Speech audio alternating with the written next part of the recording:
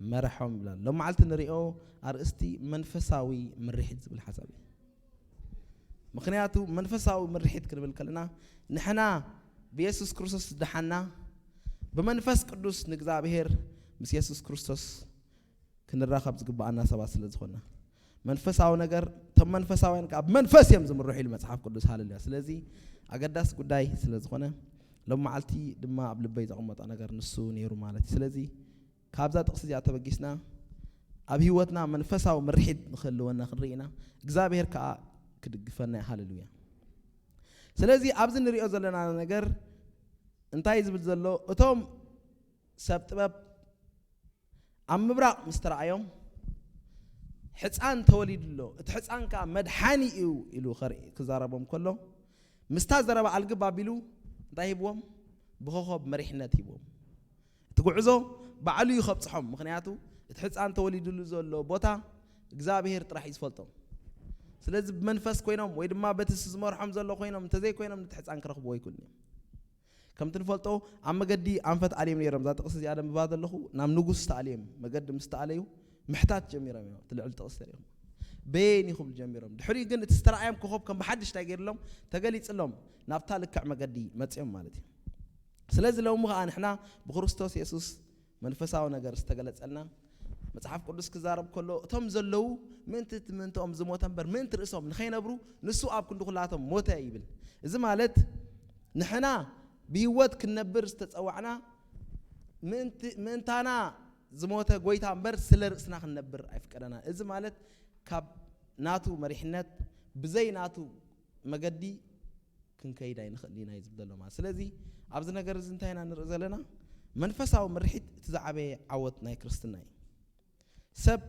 ነታ መጻት ጎይታ ዝርኢላ ንጎይታ ዝፈልጠሉ ብመንፈስ ኮይኑ ከምቲ እግዚአብሔር ዝበሎ ክንቃሳቃስ እንተዘይ ጀሚሩ ብስጋ ዝኸይድ ጉዕዞ የለን ስለዚህ ዘም ሰብ ጥበብ ከም ዝንሪኦም ዘለና መጀመሪያ ጉዕዞ ብመንፈስ ጀሚሮም ድሕሪኡ ግን ብናይ እምሮ ናብ ከተማ ብምእታው ናብ ንጉስ ኢንፎርሜሽን ክቡ ኸይዶም ኮሚኒየሩ ተጻውዒታይ ነይሩ ትኺልካ ናብ ትሕፃን ምኻድ እዩ ስለዚህ ንሕና ከኣሎሚ በኢየሱስ ክርስቶስ ጀሚርና ናብታ ሰማያዊት መንግስቲ ናብታ እግዚአብሔር ንዓና ዘዳለዋ መንግስቲ ንምኻድ ብመንፈስ ጀሚርና ኣለና ታ መገዲ ሓንቲ ትኺልካ ትኸይድ ምክንያቱ ጳውሎስ ክዛረብ ከሎ እንታይ ኢልዎም بمنفس جميركم بسجاد وقت ودليهم إلهم تلازم لو من رأي أنتايو نحنا طب بمنفس تمرحنا نقوى عالسبات قعزنا حنتيا إجزابير كم زبالنا خمسي أزار 4 نايفرس بهال فكرنيا بقى تخي نابزيات راح مسبلا عاتصفني بهال لا بزار 4 نحنا متحف قدس كزارب كله تعب جزات حبيخات الله خياو صلوت عبد دابا ينتخبره تزارو بي خايلو اتا اوشتنا بيننا كلنا زنغرنا غويتا نسيت مغدي مخنياتو اتناي منفس قعزو اواج يكون حبير كان عنا يكون እግዚአብሔር نفس وقف اوشتخا ذهبك نفس وقف اوشتخا استزاربك زربا مغعزي اذا سب طبب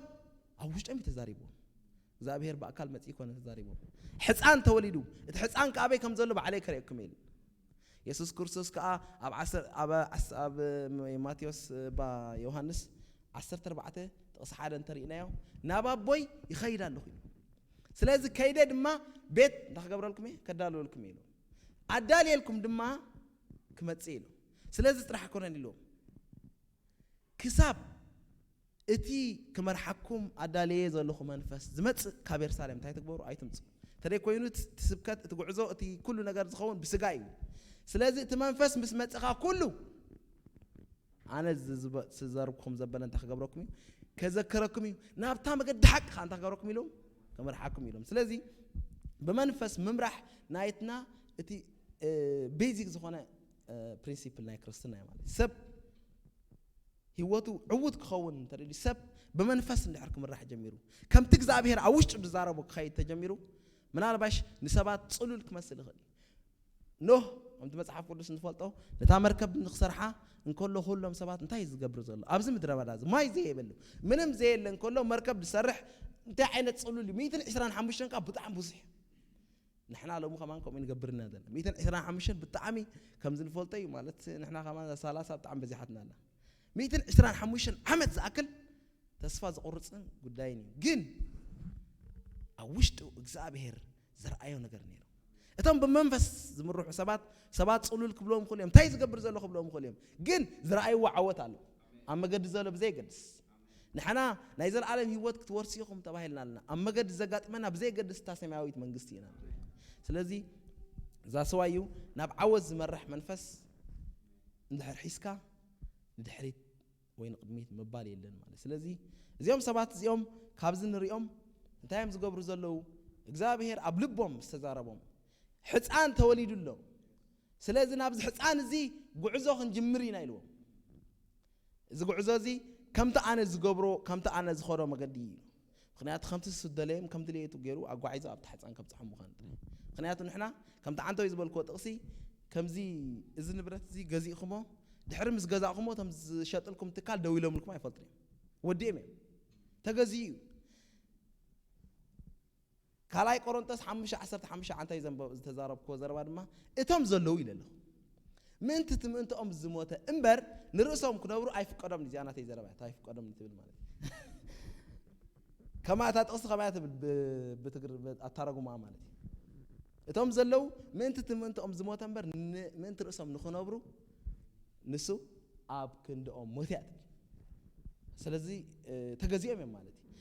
ብዕርቡን መንፈስ ቅዱስ ተዓዲጎም እዮም ካብታ መዓትቲኣ ጳውሎስ እንታይ ኢልዎ ኢየሱስ ክርስቶስ ንጴጥሮስ ክዛረቦ ከሎ ቀደም ባዕልኻ ትዕጥቕ ነርካ ኢልዎ ጴጥሮስ ኮይ ኣረገን ጉዳይ እርጋን ኣይኮነን ናይ ስጋ እርጋን ኣይኮነን ዝዛረብ ዘሎ ቀደም ባዕልኻ ትገብር ነርካ ባዕልኻ ከምዚ ተደልዩ ሴፍ ኣውፅኡ ይቆርፅ ከለመለ ከም ድሌቱ ማለት ሕጂ ግን ካብታ መንፈስ ቅዱስ ዝመፀላ መዓልቲ ግን እንታይ ክትከውን ኢኻ ኢልዎ በቃ ተመሪሑ ጥራሕ ይትኸይድ ከም ዝረኣናያቲ ሓለቓ ንጉስ ሓለቓ ሚእቲ ምስ ለኣ ከሉ ብራእ እንታይ ርዩ ከምቲ ንፈልጦ ተፈላለዩ ዓይነት እንስሳታት ብምምፃእ ድሕሪኡ እዚ ጉዳይ እዚ ገና ኣይኣመነሉ እንታይ እዩ እንዳበለን ከሎ ሰባት መፂኦም ኣለዉ እሞ ካባይ ስለ ዝኾኑ ኪድ ኢልዎ በተሓሳስባ እስራኤልን በተሓሳስባ ርዲኢቱን ብጣዕሚ በቃ ስሕተት እቲ መገዲ ዝተጓዓዞ ስለምንታይ ኣህዛብ ምስቶም ሓጢአተኛታት ኣህዛብ ናብ ገዝኦም ከይድካ ምስኦም ምዝራብን ምስኦም ምርኻብን ኣዝዩ ርክሰት እዩ ግን እቲ ዝመርሖ ዝነበረ መንፈስ ንሱ ሓቀኛ ስለ ዝነበረ ዝወስዶ ዘሎ መገዲ ናቱ መገዲ ምዃን ተረዲኡ ስለዚ እዚኦም እቶም ሃዋርያት ጎይታ ባርኮም ከም ዝናይሎም ይኮን ለባማ ስለ ዝኾነ እዮም ተረዲኦም እምበር እንደ ኣህዛብ ኣትዩ ምስ ተመለሰም እስኻ በቃ ካብ ኣምላኽ ይኹንካ ርኩስ ኢኻ ክበሃል ይግብኦ ነይሩ ግን ንመንፈስ ቅዱስ ዝእዘዙ ስለ ዝነበሩ መንፈስ ቅዱስ ዝሰምዑ ስለ ዝነበሩ ኣብ ልቦም ቀጥታ እዩ ዝነግሮም ምክንያቱ ከምኡ መጽሓፍ ቅዱስ እንድሕሪኢኻ ኣብ ግብረ ሃዋርያት 4:32 እንታይ ዝብል ተኣኪቦም ምስ ጸለዩት ሽግር ኣጋጢሞም እቶም ፈሪሳውያን ክቐትልዎም ደልዮም በቃ ብዙሕ ምስዳድ በዚሑ ድሕሪ ድማ ተኣኪቦም ጸለዩ ትብል እንታይ ትብል ሽዑ እታ ዝነበርዋ ቤት ድማ መንፈስ ቅዱስ መልአ ኢሉ ካብኡ ድማ ብትብዓት እንታይ ገበሩ ቀጥታ እያ ትብል ታጥቕስ እንደርዮማ ኣብ 32 ናብ 33 ኣውቶማቲክ ያ ትወር ታ ጸሎቶም ልክዕ ክጸልዩን ቀጥታ ድማ ምምላእ መጽኡ ብትብዓት ምስባኽ ከዓ ተጀሚሩ ማለት ስለዚ እዚኦም ሰባት እዚኦም በመንፈስ ቅዱስ ዝምርሑ ሰባት ስለ ዝኾኑ እግዚአብሔር ከም ዝበሎም ዝኸዱ ስለ ዝኾኑ ዓወቶም ኩሉ ግዜ ንጹር እዩ ነይሩ መከራ እንተመፀ ምስቃል እንተመፀ ገለ እንተመፀ ምንም አይመስሎም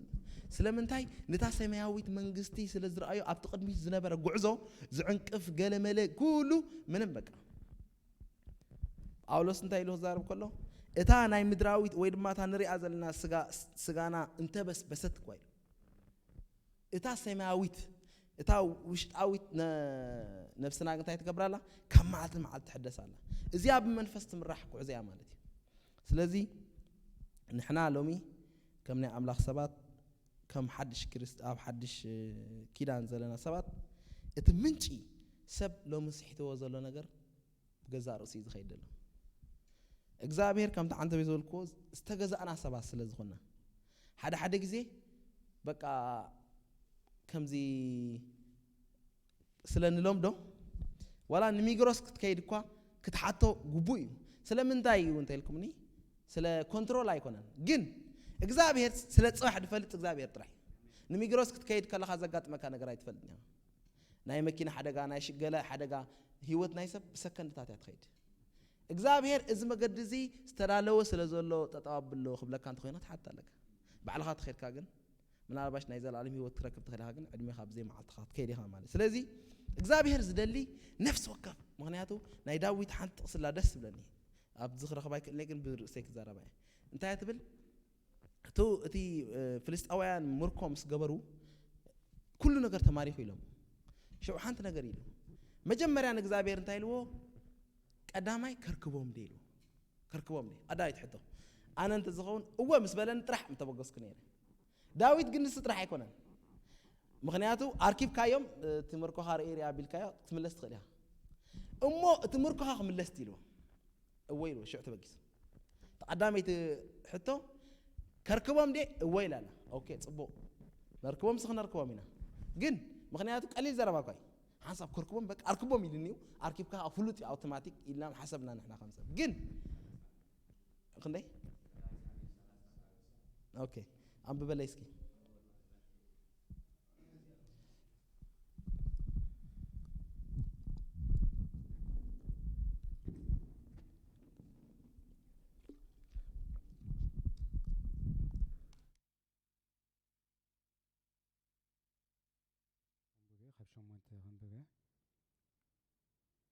داويد دمانتهم زموتو چفراس كسعبهم دو كاركبهم دو خيلي إلون إجزابير طيقو نسو دما برقص كتركبهم برقص ونتي مركوخت مول سيخمو سعبهم بولو داويد بتعمي كمل بيس تبهال له نجر انترينا يا إجزاب داويد نجرات يناوني كل نجر مس إجزابير يتأثروا 250 حدا المزمور ترينا يا كل بقى مس إجزابير يتأثروا داويد سراويت نيرمو إسرائيل بتجزية حياة هاجر يعني رابتي زنبرو جزية جن مركو تماريخو كيدم تصني حمام إذا مركو زي كركبو دي أركيبه يخ تمركو هم لستي كلتي خوني له تحريتها بقيس إجزابير كم زيد دلي نحنا نجزابير كان حتى ونقلنا كم فقد إجزابير من ملاس مالت بتقسم ملاس أيضا كم تسز بلا كم ملاس مالتي بتقسي نابزخير دبل يلن إجزابير هياوي تدي كوينو أرتدكوس ويد ما مسلم كن كونينا مالتي خنياتو تقرأن زبالت كا ويد ما تام صحف كل زبالت كامبر حدش ملقت يلن إجزابير كن هياوي مستم هياوان هياوي لو مون الزاربنا إذا ما بقسي تتقسي نعنا إجزابير من مخانة مهاري جن بزعبا لايف حفشة وجعزانا جن إجزابير حجون يزاربنا هواريات بتقصد راح يكونن كيلهم تايل إجزابير يزاربون نيرو لو مون إجزابير كابتن كالوت أمال أخت زفوليو سوي خايو زملسي إجزابير تقول كل خا عبيد زبلي مالتي سلازي بمنفس ممرح مللاس مالت نعنا خم نيوبورن سبات تمنشي ما هيوتنا عوتي مالتي إتوما بهيوت ويدما أب زماناتنا ويا مصحف كل استسعنو زمصو سبات كم إجزابير زبولهم طرح زخوديم إجزابير أزي سنسيتيف في مالتي دحرينا يو موسى زخول تصبق غيرو بزراربا سب بتعمين أملاخ زز كوينو بزح نجار غيرو بقى نتي مقدي كله بقى بتعم حنت معلتكوا أقل سب كاب علم ملو أبزل لما مدريس تبهال له سب حنت معلت جن زي تدليه مقدي إجزابير بمنفس زي لا أخو نجار غيرو تماين السخام زمص أو أم جرام رامن قالن آتي مالتي سلازي إجزابير بروخ سلازقنا لتا كان أنتقد قبر يا خيلو تريا يا خيلو كنا يتأتوانا خيلو بفرار نسب إذا خسب مع أسكساب كندز زقل قلو إذا خساب عجيب بمنفس مالز نبرة جن إجزابير كساب تا نابتا زمت أنا لان ملس كم تنسوز دليل كيد دليل إذا ما نطق مناي سلام من تاي بمنفس ملاس مالت ناتكا بزناي زرار بناي زعدي فرسيخ انشران اسمه الله مالتي مخنياتو ما قدنا سلا نفلت انتي كم نخون نفلت أولوسي بعال زي أقنات زي كم زخ استري لهم واي سخما مسار اللهم يلوم مسار طرح زي كونه نمو ما ترالينا سلا زلنا منم تصقم يلم كم زي وا كن استر دينا بل نقارص ايكون انت زربا تايدا ترالينا لينا يلوم نفلت إنا خا منم تصقم يلن إجزابير أب every end age قداي نحبرني يزخيد يلوم مال سلازي نحنا لومي عوض زخنا قعزو عوض زخنا ناي مدراو هيوتنا كن كاي ترالينا كم تجزابير زبلنا كم تأوشتنا زبلنا زلخنا مال اسكنا ني every end age قداي اللي حاتيتنا يو إجزابير كأنتاي قرباي مالتي نتمز دليو يركب لنا من متحفظ نزي حتى توخ يركب لنا سلازي نحنا كم جزءات متن كم بارات እግዚአብሔር መጠን እግዚአብሔር ከም ዝበለና ሕጂ ብዙሕ ግዜ ኣብዚ ናይ ቸርች ምንቅስቃሳት ዘዳናግረና ነገር ታዩ ሓደ በቃ እግዚአብሔር ተዛሪብንሎ ተይልካስ ንዓይዳ እሞ ተዛረበን ከመይ ገይሩ ተዛረበ ከንዑል ተዛሪቦ እግዚአብሔር ኮን ጳውሎስ ይንበርና ሐዋርያት ኮን ተዛሪቦ ጳውሎስ እንታይ ኢልዎ ኣብ ክንደይ መከራ ብዛዕባይ ከም ዝረክብ ንዑ ተረጊሎ ንሃናንያ ከዓ ነጊርዎ ሃናንያ ሕቶ ስለ ዝነበረ ማለት እዩ ተለይ ኮይኑ ምስቶም ሐዋርያት ብዛዕባ ጳውሎስ ኣይተዛረበን ሐዋርያት ዳሕራዮም ከም ብሓድሽ ምስ ረኸብዎ ፅንዳ ጸልይ እንከለው መንፈስ ቅዱስ ድማ ንጳውሎስን መንሽሙ ንባርናባስን ንዕዮ እንታይ ግበሩ ለይሎም ፍለይ ለይልዎም መጀመርያ ግን ጳውሎስ ስለ ትዝረአዮ 3 ዓመት ኣብ ዓዲ ዓረብ ክምርምር ጀሚሩ ነቲ ዝለኣኹ ኣምላኽ ጠጠው ኢሉ ክዘራረብ ጀሚሩ እቲ ስራሕ ናይ ዝረአዮ ኣምላኽን ናይ ጳውሎስን እዩ ነይሩ ወላ ጴጥሮስ ከም ተዛሪብዎ ኣሎ ጳውሎስ ከዓ በቲ ዘሸግር በቲ ፍልጠቱ ዝፅሕፎ ወላ ሓደ ግዜ ንዓና እውን ዘይርዳእና ኢሉ በቃ ስኻ ደሞ ድሕሪያና ዝመጽአ ሐዋርያ እንዲኻ ንሕና ኮን ኢየሱስ ክርስቶስ ብዓይንና ዝረኣናዮ እኮ ኢና ኖ ሩዳእ ሰባት እዮም ሰብ ለባማት እዮም ብመንፈስ ተላኢኹ ይኸይድ ከም ዝነበረ ስለ ዝረአዩ በቃ ከቀበልዎ ጥራሕ ምክንያቱ ምስክርነት ኣሎ ሓደ ከም መንፈሳውያን ብዛዕባ ሓውኻ እግዚአብሔር ዘይምሕታት ይንበር ቀደም ባዕልኻ ፍርዲ መሃብ ይንበር ናትካ ድዩ ናተይ ተይልካ ወዲኻ ኣለኻ ተዓፁ ዘረባኻ በቃ ከምቲ ዝኸዶ ዘለዎ ክኸይድ እግዚአብሔር ከም ዝድግፎ ጥራሕ ክትፈልጥ ኣለካ ተሓቶ ዝግባእካ ነገር ናትካ ድዩ ናተይ እንተይልካ ምክንያቱ ሓደ ግዜ ቶም ሐዋርያት በቃ ሓደስ ምሳና ዘይኮነ ግሩብ ወዲ ቸርችና ኣይኮነም ናይሎም ዘራርባ ግን በቃ በኢየሱስ ስም ብል ነይር ኢሎም ኢየሱስ ናታ ግሩብ ያ መሲልዎም ሸዋይሎም ዘይ ሽምና ፀዊዑ ዘይ ቃውምና ኩሉ ምሳና ኢሎም በቃ ምሳና መንግስት አምላኽ ንምጽፋሕ ይጎይሎ ማለት እዩ ዘዓለም ክንደያ ትዝገርመኩም ኤርትራውያን ዘሎ እምሮኮ ብጣዕሚ ከቢድ እንዲሁ ግን ሓደ ግዜ ሓስብ ምሽ በቃ ኣብዚ ከባቢ ሊማድ ባህላሎሲ ትኩሉ ጎደናታት ዳሻት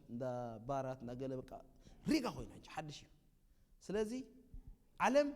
ንሰባት ንምጥፋእ ሪጋ ገይራተና መንፈሳውያን ካ ንሰባት ንምድሓን ዋላት ቸርች ሪጋ እንተ ዝገብርዎ ኣብዮም ተረኸበ ኢትዮጵያ እኮ ኣብ ውሽጢ ሓፂር ግዜ እኮ ክሳብ 40 ሚልዮን ኣመንታት እዮም ሳብ ሓፂር ግዜ ምክንያቱ ተሪኻ ኢትዮጵያ ከይድኩም ማፍቆድ ኣንጎለ ቸርች ኣሎ ግን ነቲ ህዝብ ገና ይበፅሕዎ እንትዝገርመኩም ኦርቶዶክስ ክሳብ ሕጂ ሜር ኣሎ ትብዝሕ ቁፅሪ ገና 4000 ንመዓልቲ ዝቕበል ገና ይበፅሕዎ ገና ኣብዚ ሪክ 23000 ኤርትራውያን ኣለዉ ካብዚኦም ካ 500 ኣመን ጥራሕ ኣሎ ኣየለን 0.05 ከባብልና ገና ክስራሕ ዝግበኦ እዩ ስለዚ መንፈሳዊ ነገር ምስ መንፈሳዊ ዓለም ምስ ሰብ ኣይኮነን እግዚአብሔር እንታይ ይብላ ኣሎ ዝበሎ ኢኻ ትኸይድ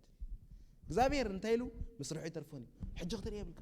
ሞ ብኸም ተኮይንዳ እሞ ኢየሱስ ዝኣክል ጎይታ ዝኣክል 12 ሰባት ጥራሕ ጥሪው ብናይሎም ዘራርባ እዛ ቸርች እዚኣ ድንኪያ እንተባሃለት እዚኣ 3 ዓመት 12 ተዓነት ይወደይ 3 ዓመት 12 ሰባት ጥራሕ ጥሪው እንተኾይና ዘይትበዝሕ ግን እግዚአብሔር ዝሓዘ ሰብ ንምንታይ ሓደ በይኑ ዘይሓልፍ ወላ ብግደፍዎሞ መጽሓፍ ቅዱስ ኣብ ዘመንና እኮ ቸርች ይኮነት እንተስያ በዓል ቦንኪ በዓል ቢልግራም በዓል ጀሽዋ በዓል ቤንሂን በዓል ካልኦት ፀውዕል ደይ ንፈልጦ መሊኦም ሓደ ሰብ እግዚአብሔር ሓይሉ ላዕለዋይ እምበር ቁፅር ሰብ ኣይኮነን ሓደ ሰብ ዓለም ንቕነቕ የብል ሓደ ሰባት ንሶም ክመፁ ከለዉ ከተማታት ፈርፍር መንፈሳዊ ዓለም ጉዳይ መሪሕነት ይምበር ጉዳይ በቃ ኩሎም ሰባት ከጣውዑልካ ብሙሉ ከተማ ሆ በቃ ሓቁ እዩ የጥፉኻ ኮን እንታይ ትፈልጥ وبمنفسه علم بمريت أي كستاي قبرني أي مرمرني منفسه وسب كفيلو قويتانات كاريزي هو انتيلو وديله دحري خزارة باي قبونه ولا تشرشي قبر ناتو دي بقى ناتيو نات كان حركوين بقى تامن قستي أبونا حدا وعزنا حدا امنتنا حدا سرعنا حدا نحانت من قستي نمسفح ونجيل نحركوينو إذا حجي عيننا انت زي تعميتو كان مرحنات منفس قدس لدوس أنا بناتنا رديتنا نغيد نحنا بزبلنايو نحنا بستردعنايو نحنا بزمسلنا نحنا بستبهرنايو نحنا بستقلصنا نغزابير تنحتى ازغول شجراي متى محتاج كن تعرفوا ابير تراوين محتاج تعرفي زل سلازم نحنا كنا ملت علينا ايغرمكم كل ستريف مالت أيقونن أنا بيني زحتت سخاس سخيخة بينكم بتحتت سلازي كم منفس قدس بمنفس قدس كن مرة حتى جميرنا جن مرة باش كل سب تصلوا لك بلنا خالي أموداتها جن صباح جن عوض نخرج أولوس نتايلو نخل عالم أربعة كل عالم بق واو إلى تني أنا جن بتريد أو عنا أملاخ جيجان تتصنيه أنا أنت تفاهم تعبسلو زخلوا عزام تعبسل كزخلوا جيا سلازم منفس قدس تايب لالو شباب كلهم دبلو زلوا بعلم فوتنا بعلم هيوته ما يفلطوا أنا كم زحادروا كمان أيفلطون إتا محدارهم كاتش أنه أماله سلازم بزعبها إلهم من ما يكون منفس قدس إلي كادي أبلا كان زي أترحس سلازي إتا بمنفس زمرروح شباب كل جزء موداتهم عودي مجمري أمنا باش نسب دنجرجر زبل كخون خليهم يسوس قويتاي لهم تصبيه تسفاز قبرلو بسبات تشفشفوا خموت كلهم با تمنا بأمهوس تخرجنا ورساسي با تسفا غيرنا له إذا كاد إحنا نايل تسفا غيرنا نير ناس بزم سبات مويتو منفسه على ما يتجلس لهم بمنفسه يكون زود نيرهم شعو يسوع كريستوس متى تجلس خزارهم كله دحريو كم تنفلت أبت مسح كأم سسورة قبل بناس دون يندنا ينبرن لكا إتي أبساسيت مع عتقة السيز بالقال شعو تزيل ومالتي سلازي كسب كندي زخدون زاد يهم يلوم نسب قلاتها سلازي لومي نحنا خنعوت نتدلينا إجزابير نحرالو دحف قادو خين بيننا نبر من مسألة يلن صوت حس كاسد يكون عند موداتنا مخنياتنا أبغيتا خن متسخل لهم ما جبت أكيبكم يا متسخم أنا بقول كأي نافتا شرش متى تحارب بقولكم متى كم يركض حج تأكيد كيد اللي خاون ببالي لنا تفردي يسوع كريستوس أنا سن الزمن زخويني يسمعني نتايلو أبتمود على جزيسي امبركوا أمنتك تسألني حلوة حجي بزلهم تريهم شاب كل بتاع تسمع تسفى قريت السب مغنيات تسفى القرات مغنيات كال أخي مثلكم مريحنا تكوت أفيو نايتسأل ما تجزيز بهالنيرو عم تصحف قدس إسرائيل وان قال كاب سماي أفيو إجزابير هاي زارب النيرو لسام بقى علم تسألميتاتهم نبي كم زخدو من كم زلوهم انتاي كم زخونو قدام بفتس ما يفلطني منيرهم نايتسأل ما تجزيلهم تبريت مو برهان نيرو خمسة صحيت مت كله نايتسأل ما مالت جن كم تعدامني هوان مستجزابير كات زخونو ناي كات جزي نيرو مالتي حجي خابز زمن تاريخهم بس عتزي يسوع كريستوس نتزمت سي دتلا وسب يخاتسن فرق نفسه فيلم فرق نفسه درفي فرق مزمور فرق درفي فرق فيلم ناي تشرش فيلم ناي علم غير موبايلو نخصل غزي يبلون اورد تايرات ادخيمو يسوع بس عتزمت كندي امنت مخد نيرا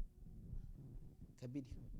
That's why يسوع كريستوس بز بوخينو مسرعيون الزمن زسي أبتمو دعتا جزيس إمبرك أمنتك تصني حدي لهم مالسي استرا لو سبس تصني حدي لهم سلازي باي ذا واي فترة كل فترات سي مقلات ذاك أملاك يتصبر له بال كل حد جزي ولا تم سبات نحد سب أبسويزرلاند حد جنا يدلله حد سب عصرت يكون عسرة يكون حد جنا نسويزرلاند ريفايفال مالت من نقح ممسا مالتي لو تمقبار زين دك يسند الله church حيل غيرك حدا سب يزبل له church تاتقل ما يتصبي حدا سب بعد جشوا تختموا من نقبل يرم بعد هاجرهم بعد بيلجرام كسب زموت أمريكا بخبرة فانيات ناتو زربا يفرحني ولا حجتي أبت فيسبوك ولا حلف لكم تدخلوا تقالسي بقى كبيد دخون قال لبها ترقرق يبلك خزارب كله تقالسي بقى بسلط عن الزاربونه مخنياتو نتقال كأب بالسعب تأمرات يصنعنا برين إذا مالت بمنفس تمريح التزارب وسب كون قدني سلام انتاي من السماي انتاي كونكتي مالتي سلازي لومي اجزابير بمنفس ممرح تم نمرح زلنا خنقصلينا اتم زين مرح زلنا خا اتزواص انا نسي اجزابير زدل زلو كم تنسو زبلنا خنكيد تايبلا له اجزابير تاي غادلي خان تاي قبر دلي خان نخا كيد يبلك نابيك كيد مخن كاب على حبرك بس ما انك تسرح كم ذلك بعلى حبرك سلازي متى نفساتكم كيحلل لايل صاحب قدس متى تسفخ يتقرص على 10 تخلت ابراوين نافتي حفرت نعقو كسع مسكل استعجسه جمارن دمدام امنتنا يسوع كريستوس تايغبر يلوم طمت يلوم مخنياتو تغعزو او انت ديت اميتكا ቅድሚኻ ፀኒሕ ሰብ ድብ ኢሉ ክወድቕ ከሎ ትሪኦ እንታይ ታይላ ትብል ጉዕዞኻ ግን እቲ ቀዳማይ እንተኮይኑ ንሱ ኣይወድቕ ኩሉ ግዜ ክቡር ይበቃ ምክንያቱ መላእኽቲ 24 ሰዓት ክጥምትዎም ከለው ኩሉ ግዜ ሓድሽ ይብል መጽሓፍ ቅዱስ ነቲ ዝፀዋዕካ ነቲ ጀማሪ እምነትካን ደምዳሚኣን ዝኾነ ኢየሱስ ክርስቶስ ጠመተ ሰብ ግን ኣይወድቕ እዚ ነብዚ ምባል የለን ምክንያቱ ፅሉል እዩ ዝኾን በቃ ዝኸዶ ነገር ይፈልጥ ዝገብሮ ነገር ይፈልጥ መዓዝ ከም ዝመውት ይፈልጥ ኣብ ዘመንና ኣነ ካብ ተወለድ ኩሉ ዘመን 3 ሰባት ጥራሕ ርየ መዓዝ ከም ዝኸዱ ዝፈለጡ ካልኦት ብድንገት ይሞት ኣለዉ እዚ ሸም ንዓይ ከምኡ ከይከውን ይስተረኒ ማለት እግዚአብሔር ግን ነቶም ናቱ መዓዝ ከም ዝኸዱ ፈልጥ እዮም በዓል ጴጥሮስ ከመይሎም ከም ዝስቀሉ በዓል ጳውሎስ ኩሎም ነጊሮምና ኸይዶም ስለዚ ሎም ከይተቐየረን ምስ ኮኔክት ምስ ኣምላኽ ዘለዎ ሰብ ድንገት ኣይመውትን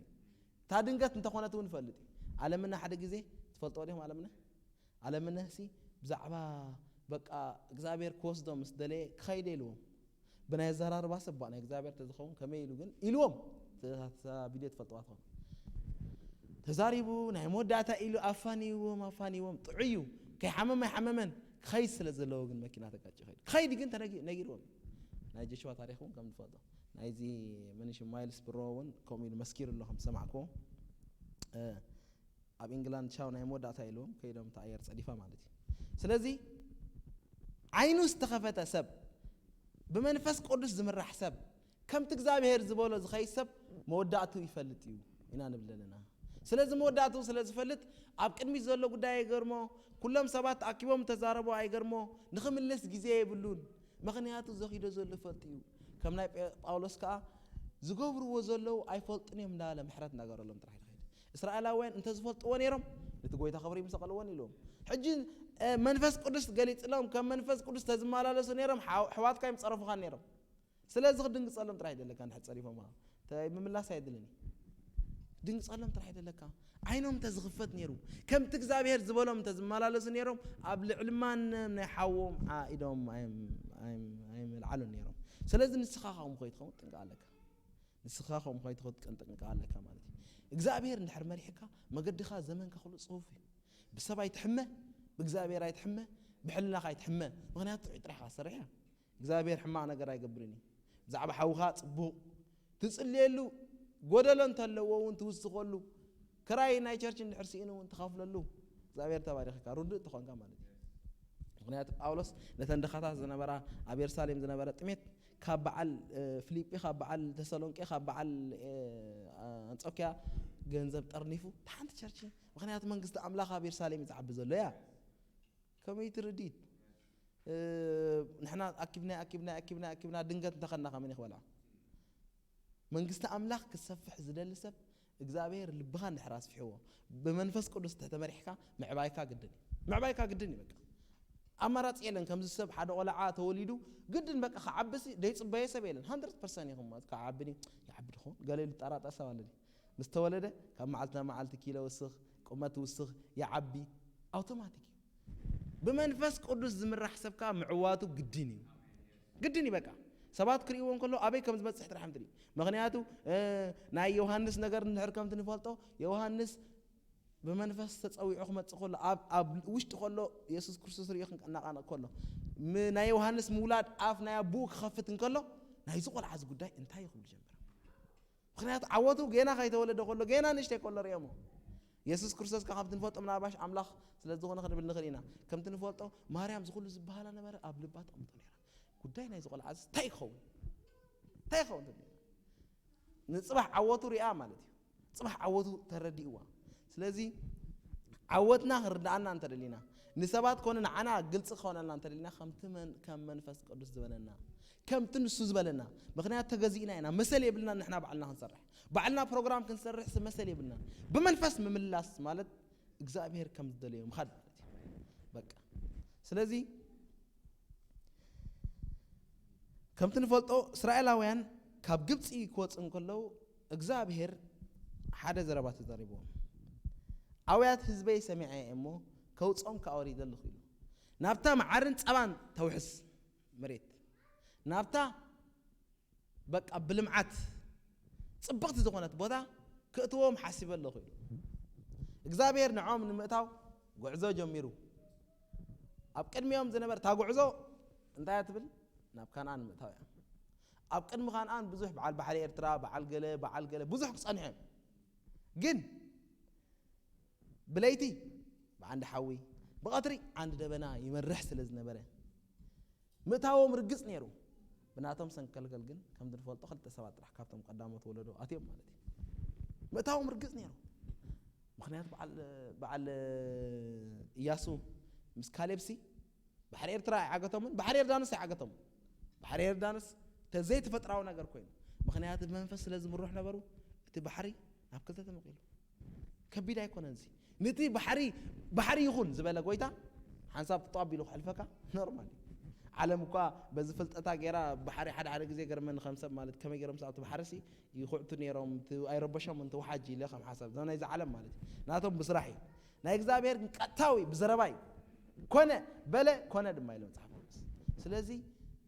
ኢየሱስ ክርስቶስ ክዛረብ ከሎ እንድሕር ኣሚንኩም ሲ ካብቲ ኣነ ዝገበርክዎ ድራእየና ክሳብ ሕጂ ማለት ዝዓቢ ክትገብሩ ኢኹም ማለት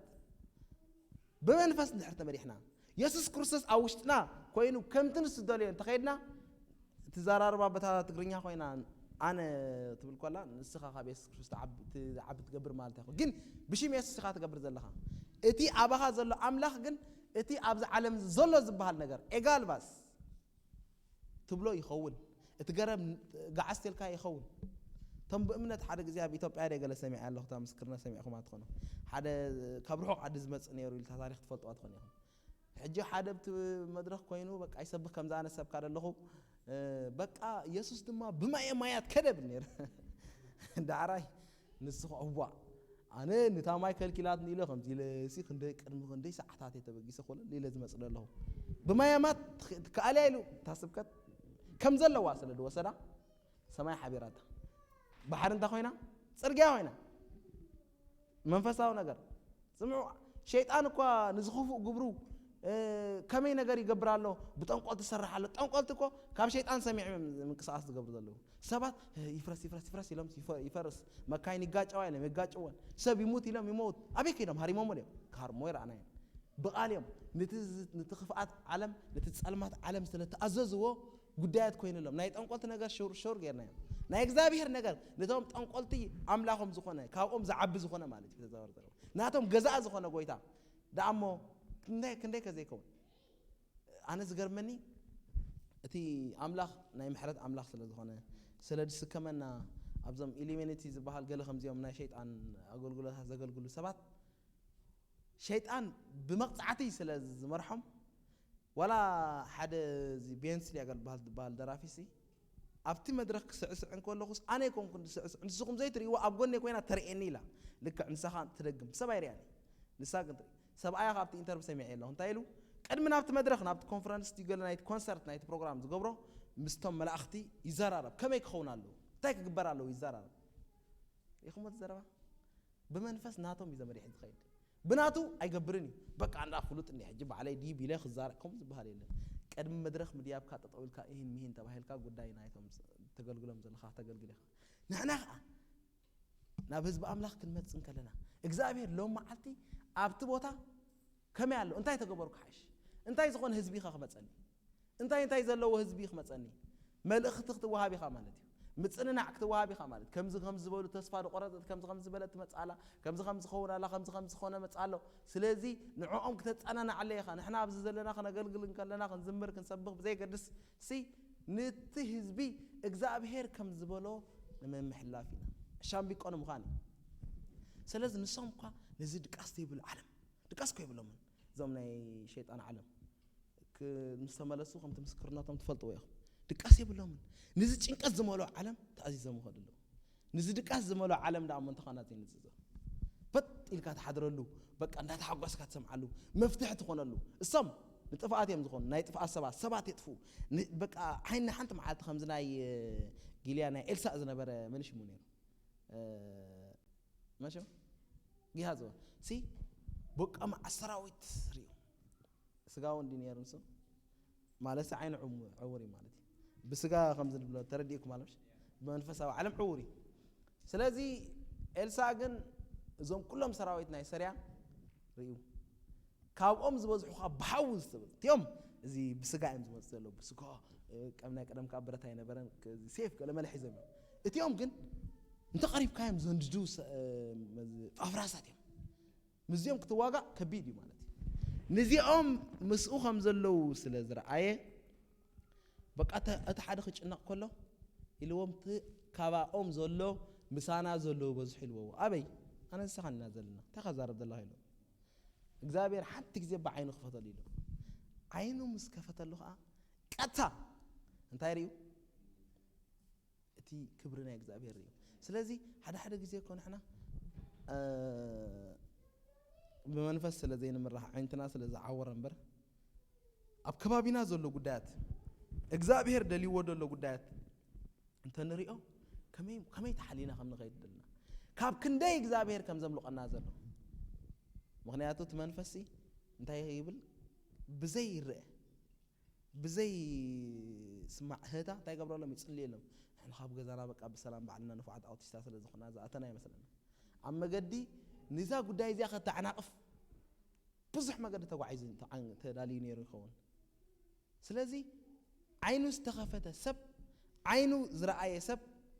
እንታይ ዝኸውን ተስፉ ሕዱስ እዩ ኩሉ ግዜ ሕጉስ እዩ በቃ ብዛዕባ ካልእ ዝብልዎ ዘለዉ ነገራት ኣይገድሾን ማለት እዩ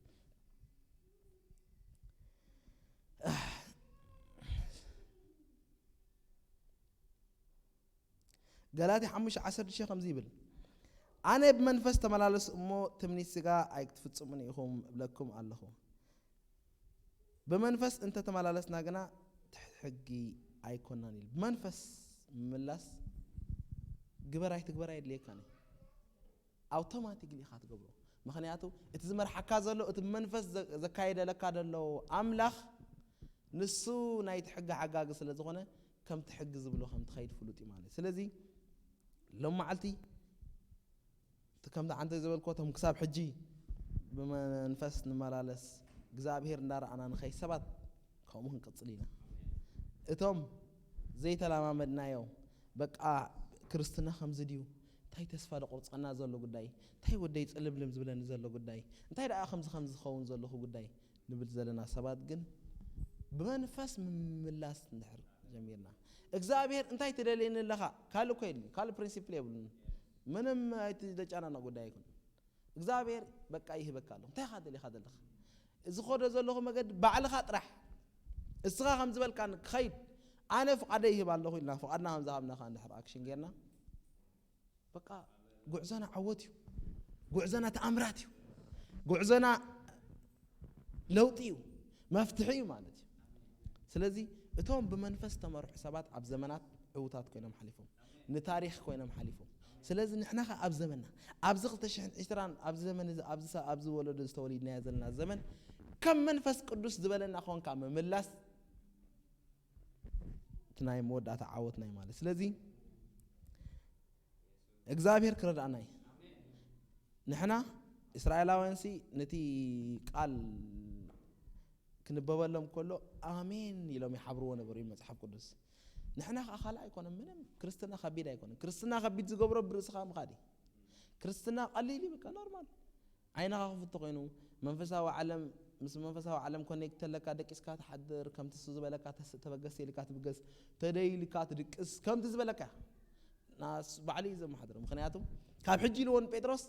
ድሕር ደጊም ስረኻ ከይተረፈ ባዕልኻ ይተዓጥቕኒ ኢልዎ መንፈሳዊ ነገሩ ማለት ኩሉ ነገር ከምቲ ኣነ ዝበልኩ ዋላ በዓል ጳውሎስ እንድሕር ኢኹሞም ናብ ሓደ ከተማ ክሰብኩ ኢሎም ክኸዱ ክደሊ ከሎ መንፈስ ከ እንታይ ገብረና ዓገተና ኖኖና ኣይትኸድኹም ኢሎም ጽቡቕ ሓሳብ እኳ እዩ ከይዶም እኮ ክሰብኩ ይግብኦም ነይሩ ምክንያቱ ኣብቲ ብዙሕ ሰብ ኣሎ ብዙሕ ናይቲ ከተማ ሰብ ኣሎ ግን መንፈስ ቅዱስ ኣይደለየን እሱ ምክንያቱ ናቱ እሱራት ምዃኖም ስለ ዝፈልጡ ኦኬ ተልካ ሕራ ኢሎም በቃ ንኖ ወንጌል ሎመዓልቲ ዙሪክ ስለ ዘላትና ይበላ ኣይበላ ኖ ከም ዝበሃል የለን ምክንያቱ ተሪይ ኮይኑ ክሕለና እንታይ ዳሎም መዓልቲ ጎይታ ተቐበለ ወደ እንታይ ንበለ መዓልቲ ብሉ መዓልቲ ሰቢሕካ ሰላሓን ተኸይተረኸበ እዩ እግዚአብሔር እንድሕር ኢሉ ግን ኪድ ተዛረብ ዳ ስቕዳ ኣይትበል ተዛረብ ተይልካ ግን ማሕሰብ ጎይታ ቀበል ምክንያቱ እግዚአብሔር ክልእኻካ ከሎ እንታይ ገይሩልካ ኣሎ ማለት ኣዳሊልካ ኣሎ ማለት እዩ ኢየሱስ ክርስቶስ ናብታ ሳማራዊት ሰበይቲ ዘላ ክኸይድ ከሎ አንታ ይብሉ ነይሮም እቶም ሃዋርያት አንታ ታዲያ ኮይኑ መገድስ ቁርብ በዝሲ نفس هورايوان مخابز برخات صماتن قالن زلو بوتاس انتينا نقبر نخيد دلنا يبلو نيرم جن يسوس كريستوس حانت سبيتي او كم تمص فليطو بمنفساو عالم ريو كعزو نابتا عيلا يقبر نيرم نسبات خالق مسل غلي ابتا سبيت زنبر حزبي كم تنفلطو تاريخ مالتي نعا تسوا خينواس نسا دحيناس سماريا خدحينا حدثب يزبلكم الله سلازي እግዚአብሔር ናብ ሓደ ሰብ ሕጽውንሃና አንተ ወይንታ ኢላ ሓደ ሰብ ናይ ዓለም ለውጥ ይኸውን ናይ ሃገር ለውጥ ይኸውን ኢልና ንሓደ ሰብ ክንዕቀ ይብልና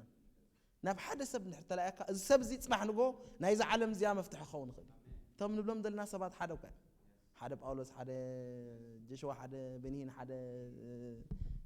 ሙሴ ሓደ ሰባት ንእግዚአብሔር ከምትን ልቡ ዝኸዱ ሰባት ስለዚህ ንሓደ ሰብ ሓደ ግዜ ናይ ቤንሂን ሰማዕኒ ያረሲ ሓንት ሰበይትስ በቃ ትዝኹሉ ዝገብሮ ነገር እሱ ዝገብሮ በቃ እግዚአብሔር ምስ ኮይኑ ዝገብር ናቱ ፍረ ይመስሎ ነይሩ ድሓር ግን ኣብ ሓደ ኮንፈረንስ ምስ መፀ እግዚአብሔር ታይልዎ እዚ ሁሉ ዝኸውን ዘሎ ኢልዎ እታ ሰበይቲ ሓንት ኣረጊት ሰበይቲ እዛ ሰበይቲ እዚኣ ዝጸለየቶ ብናታ ጸሎት ኢኻ ዝትገብር ዘለኻ ኢልዎ ንስኻ ክንከን ኢልዎ ስለዚ እዛ ሰበይቲ እዚኣ ብናትና ዘራርባ ወንጌል ሰቢኻ ይትፈልጥ ገለ ይትፈልጥ ግን ናይ ቤንሂን ጉዕዞ ኣብ መንፈሳዊ ዓለም ተቋጺራ ነይራ እግዚአብሔር ከም ዝደለዮ ክኸውነሉ ብስልጣን ትዛረብ ነይራ ማለት ስለዚ ሓደ ቤን መን ይዝበሃል ሽሙ ረሲዕ ኢሉኻ ናይ እንግላንድ እታ ንግስት ናይ እንግላንድ ሓደ ነገር ተዛሪባ ንዓይላ ምንም ዘፍርሐን ትፈልጡ ኣዳትም ታሪክ ምንም ነገር ዘፍርሐን የለን ኢላቶ ምንም አይፈርሕኒ ሓደ ነገር ጥራሓሉ ኢላቶ ሽሙ ረሲዕ ኢሉሁ ኣብ እንግላንድ ሪቫይቫል ለምጻ ወዲ ዊሊያም ገለ ይዝበሃል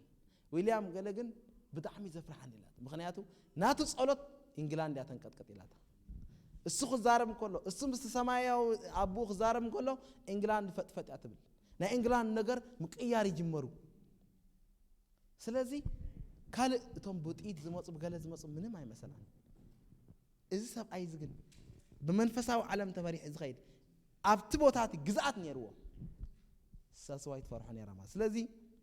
ኣብ ዘመንና ተጽዕኖ ነምጽ ተደሊና መንፈስ ቅዱስ ከም መንፈስ ከም እግዚአብሔር ዝበለና እንተ ተመላሊስና ለመንፈስ ቅዱስ እንተ ሰሚዕና ዓወትና ግድንዩ ተጽዕኖና ግድንዩ መፍትሕ ምዃና ግድንዩ ናትና ጉዕዞ ደስ ብል ዕረፍቲ መልስ ለዎ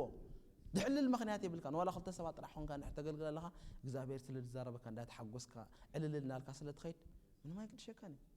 አይትሪኒ ንሕናኮ አይና ስለ ዝተዓመተ ቁጥር ሰብ ንርህም ዝገርና ንጥምት ሰብ አለው ደም ገልምለ እግዚአብሔር ዝረአየ ሰብ እግዚአብሔር ዝሓዘ ሰብ ግን እግዚአብሔር ክንዱ ሁሉ ስለ ዝኾነ እትላውነት ማን ከም ዘሎ አይዘክረካኒ በዓል ማን ከም ዝነበሩ አይሪካኒ መንፈሳው እሱ በቃ በዓል ጳውሎስ ከም ዝተኣሲሮም በቃ ይዝምሩ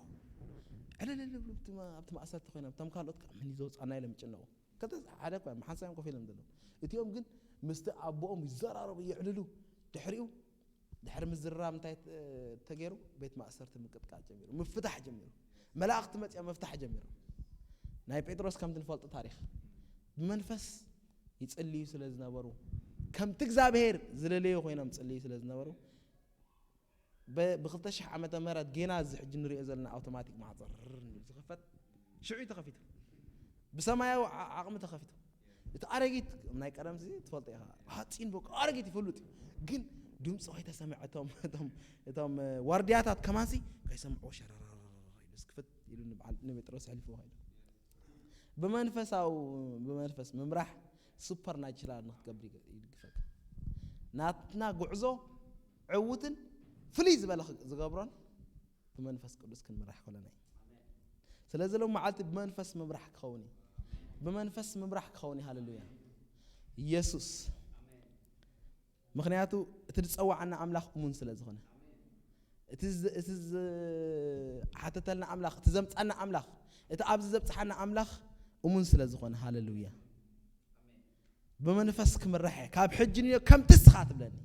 ከም ትንስኻ ትደልየ ጥራሕ نبلينا هاللويا كم تنسخا تبلن طرح نعنا خحشناي همزه عنته يزبلكو እግዚአብሔር ንሕና ከምኡን ከውን ዝደለየና መገድና ዕውድ ክኸውን መገድና ዓረፍቲ ክህልዎ ሰላም ክመልአና ደጨናነቕ ምኽንያት የብልናን እግዚአብሔር ከምቲ ዓንተ ወይ ዝበልናዮ ነቲ ዝርኢ ኣብዚ ክርአየና ኣሎ ብመዓልቲ ሃሌሉያ ስለዚ ብመንፈስ ምምላስ ክኾነና ሃሌሉያ በመንፈስ ክመላለስ ይኽንብለና ከም ትሳት ለሊዮ ክኸውን ይኽንብለና ሃሌሉያ በኢየሱስ ክርስቶስ ስም እግዚአብሔር አምላክ እነሆ እግዚአብሔር አምላክ መንፈስ ካብ ምልአት ክወርድ ንጸልያለና አዕንቲ ነፍስ ወከፍ ከፈት ንጸልያለና ጎይታ በኢየሱስ ክርስቶስ ስም እግዚአብሔር ጎይታ ሰራዊት እነሆ አዕንቲ ጋዝ ከም ዝኸፈት ከአዕንቲ ነፍስ ወከፍ ይከፈት ጎይታ እነሆ ሰባት መጣን ከም ትስኻ ዝደለኻዮ ከም ትስኻ ጸዋዕካዮም ከም ትስኻ